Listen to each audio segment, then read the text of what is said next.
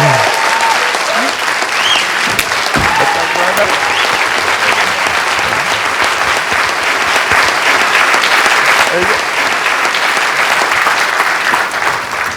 what I do each morning is I do a breathing pattern. It's an explosive breathing pattern I learned in India, breathing your breath in and exploding it out, from the gut, out the nose. And I do that 3 sets of 10, pause, 3 sets of 10, pause, 3 sets of 10. So it alters my state. And then I just do 3 things for 10 minutes because I have this deal with myself. If you don't have 10 minutes for yourself, you don't have a life. Who's with me on this?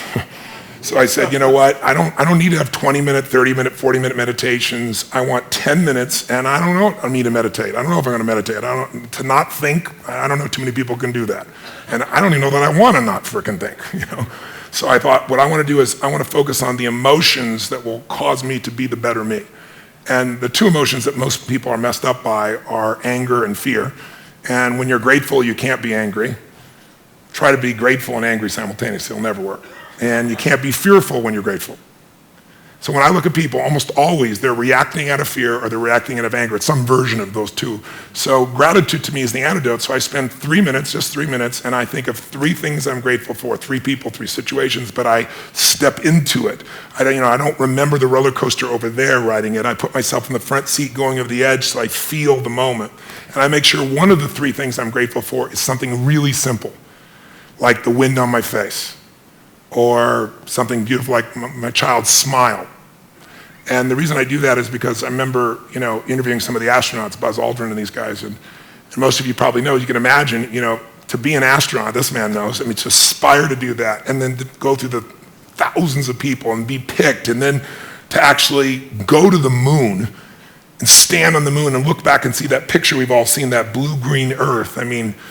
You imagine, and then you come home and what happens? There's a ticker tape parade and you shake the president's hand. And now what the hell do you do? You're 32. What the hell do you do for the rest of your life?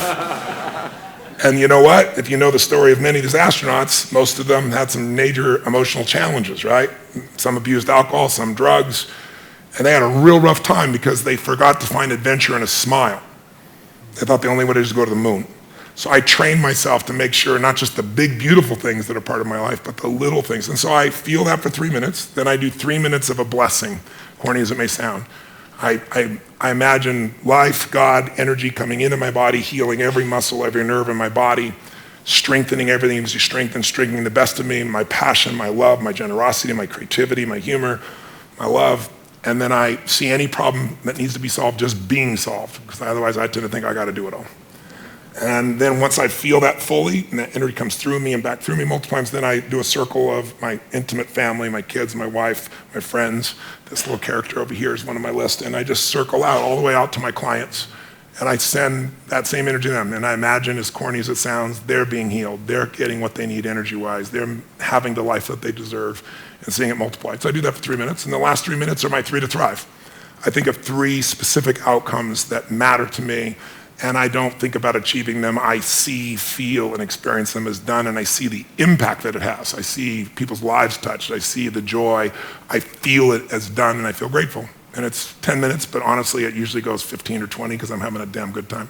But awesome. By having a 10-minute walk, there's no excuse not to do it. And I do it every day, and I don't hope I'm going to feel good. And then what happens is, you're primed. You see things through a different set of filters. You make decisions through different filters. And also think of it, most people are wired for stress. They're wired for frustration. They're wired for feeling lonely.